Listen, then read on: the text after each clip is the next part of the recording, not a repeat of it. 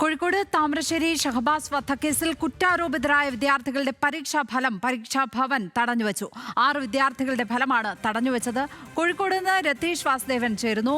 രതീഷ്, ഈ കുട്ടികളെ പരീക്ഷ എഴുതാൻ അനുവദിച്ചതിനെതിരെ തന്നെ വലിയ തോതിൽ വിമർശനമുയർന്നത് നമ്മൾ കണ്ടതാണ്. ഇപ്പോൾ ഈ പരീക്ഷാഫലം തടഞ്ഞുവെക്കുന്നത് ഏത് സാഹചര്യത്തിലാണ്? ലക്ഷ്മി, തീർച്ചയായും ഈ കുട്ടികൾ, ആരോപണവിധേയരായ 6 കുട്ടികളാണ് ഇപ്പോഴും ജുവനൈൽ ഹോമിലുള്ളത്. അവരുടെ കോടതിയുടെ പ്രത്യേക നിർദ്ദേശത്തെ തുടർന്നാണ് ഇവരെ പരീക്ഷ ഉൾപ്പെടെ SSLCയുടെ പരീക്ഷ, 10ാം ക്ലാസ് പരീക്ഷ ഉൾപ്പെടെ ജുവനൈൽ ഹോമിൽ തന്നെ പ്രത്യേക നിർദ്ദേശപ്രകാരം പരീക്ഷ എഴുതിക്കുന്ന ഒരു സാഹചര്യം ഉണ്ടായത്.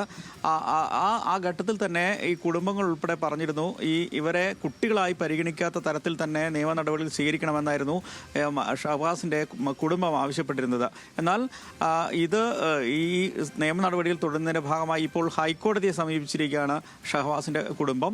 ഇതിനിടയിലാണ് 10ാം ക്ലാസ്സിൻ്റെ പരീക്ഷാഫലം വരുന്നത്. ആ സാഹചര്യത്തിൽ ഈ 6 കുട്ടികളുടെയും ഫലം പരീക്ഷാ വെബ്സൈറ്റിൽ വിത്ത് ഹെൽഡ് എന്ന രീതിയിലാണ് രേഖപ്പെടുത്തിയിരിക്കുന്നത്. ഇനി ഇതിൻ്റെ നിയമപരമായ നടപടികൾ പൂർത്തിയായ ശേഷമായിരിക്കും ഒരുപക്ഷെ ഇത്തരത്തിൽ അവരുടെ പരീക്ഷാഫലം ഉണ്ടെങ്കിൽ പ്രസിദ്ധീകരിക്കണം.